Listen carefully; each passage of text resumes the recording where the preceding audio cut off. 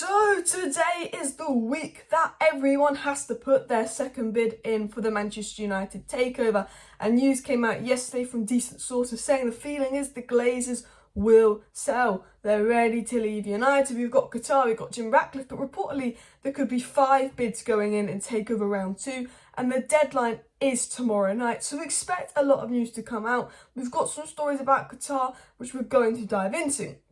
I also will be talking about Harry Kane to Manchester United. Kane reportedly pushing a move out of Spurs, potentially pushing a move to United. It was said by Samuel Lucas just yesterday that Harry Kane is Manchester United's #1 first choice striker over Victor Osimhen. And then there's a story and rumour going around about Edwin van der Sar to Manchester United. Potentially if Qatar get ownership of United, they will be bringing Edwin van der Sar in as CEO. We were linked to him around November time as well. This is a rumour that's not been confirmed by reliable sources, but we'll dive into that rumour and my thoughts on that. So, smash that like button, subscribe down below. Hello and welcome back to Alice Talks Football. Let's dive in, first of all, to the takeover news, then the transfer news, then the Van der Sar news. Boom, boom, boom.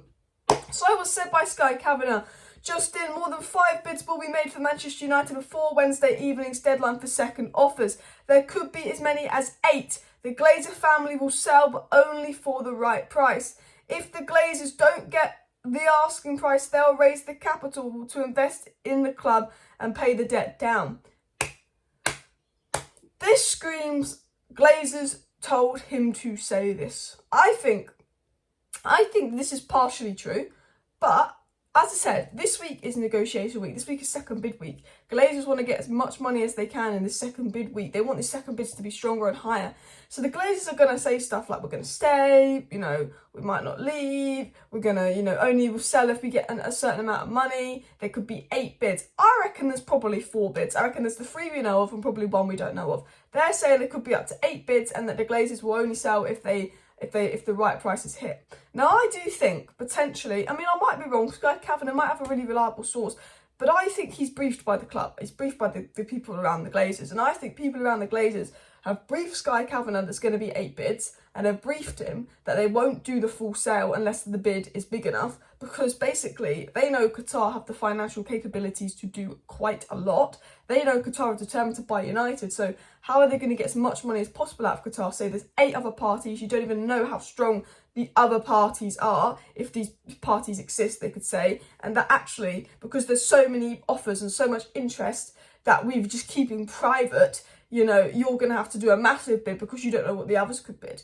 Potentially could be their game to make sure they get more out of Qatar. Maybe that's my way of thinking of it. This could generally be true, and Sky Kavanagh is a good journalist, but Sky Kavanagh is briefed by the club, so his stuff is reliable. What he says is reliable, but he's told this by people at the club who could tell him this with the ulterior motive of, let's get this story out by Sky Sports, the 8 companies interested in United. So when Sir Jim, Elliott Group and Qatar put their offer in, they're better offers. When Qatar put their offer in, it's what we want. It's nearer that 6 billion we want. So we could maybe get more money out of them.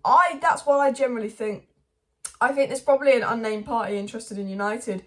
But I think out of the parties, it's probably an unnamed one, Elliott Group, Qatar, Jim, and Qatar can comfortably win that. But I think the Glazers know that Qatar are probably the favourites. The Glazers know that Qatar probably want the club. They've got the most money. They probably are the favourites to get the club. And there's always the feeling the Glazers want Qatar to be the next owners because they want to do business with the Middle East more.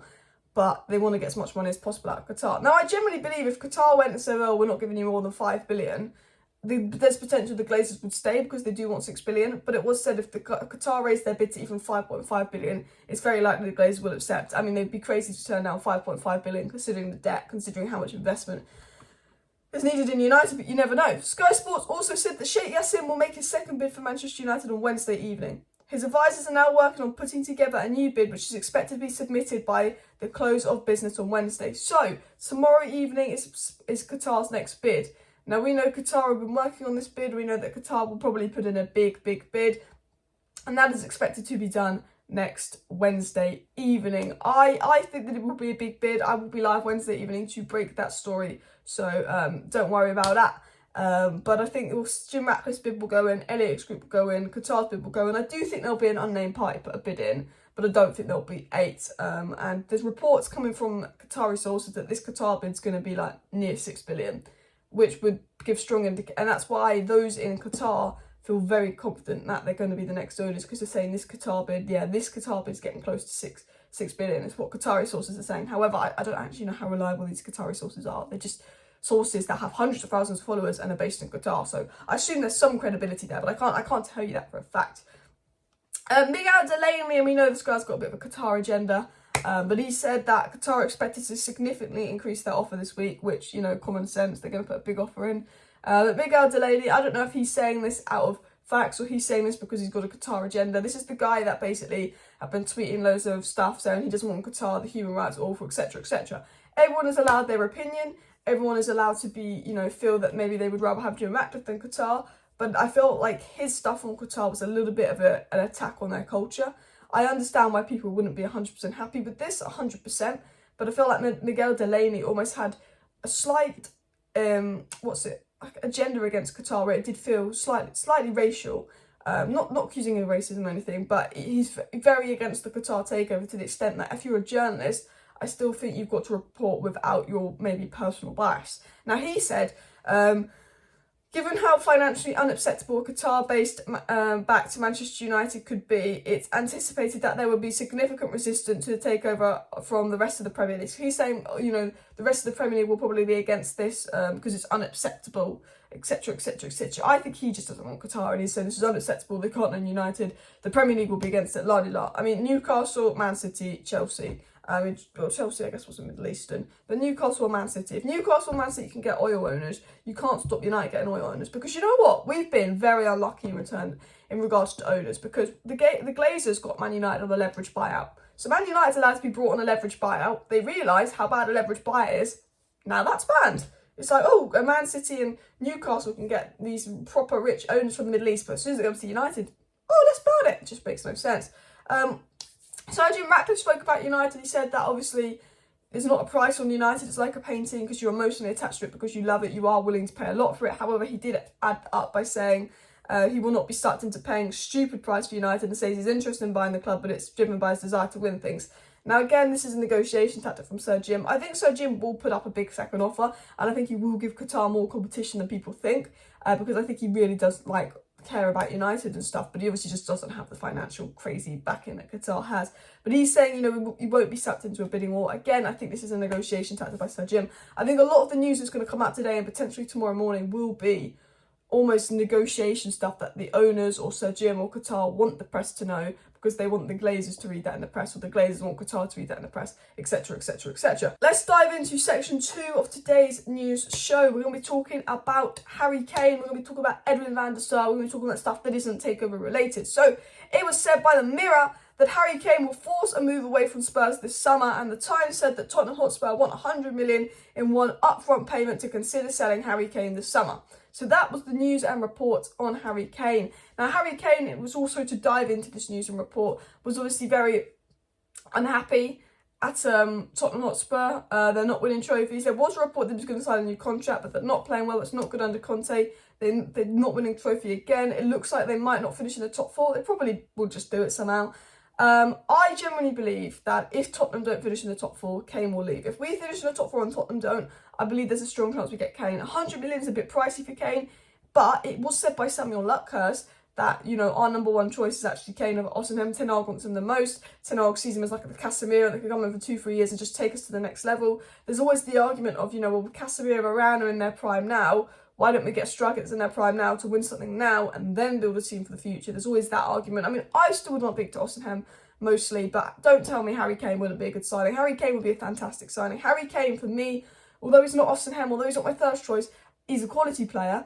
I know he's old, I know he's a bit overpriced, I know he's a bit injury prone, but he gives me Robin Van Persie vibes. He comes in, he scores you 25 goals, he potentially lifts you to a title. Harry Kane gives me Robin Van Persie vibe signings. We signed Ibra, he was old, he scored goals, took us to another level.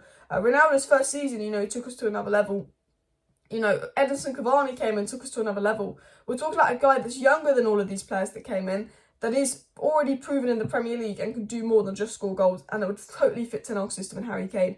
I think it would be an absolutely fantastic signing. I think 100 million is massively overpaying for him considering his age. Maybe we can negotiate it down to 80 million because Kane will be forcing the move and Daniel Levy won't want to lose him on a free. I'll tell you what the biggest problem with this is. The biggest problem is A, making sure Kane generally wants to leave. I think he probably will. B, making sure we're the club he wants to go to, which I think out of all the Premier League teams we probably are. But C, the biggest problem with this will be dealing with Daniel Levy. If we have the Glazers in charge and it's Glazers dealing with Daniel Levy, I don't know, because that's just two bastards dealing over a transfer deal together. If it's Qatar dealing with Daniel Levy, I think they would probably pay the money. But it is Daniel Levy. That's going to be the difficult thing about that deal. Continuing on as well, it was also said about Edwin van der Sar. Romano said a couple months ago, if Manchester United get new owners, especially if Qatar were new owners, it's very likely that Richard Arnold and John Murtough would be replaced. There was obviously rumours at that time that van der Sar could be looking to leave Ajax because obviously Overmars is gone, Ten Hag's gone. He's ready to go on his way out, despite him saying that he's very happy and stuff. And I think that Van der Sar would love to beat United. And I think if new ownership came in, I don't think this would happen if the Glazers stayed, but I think if new ownership came in, they would probably be getting someone like Van der Sar in because of his relationship with Ten Hag.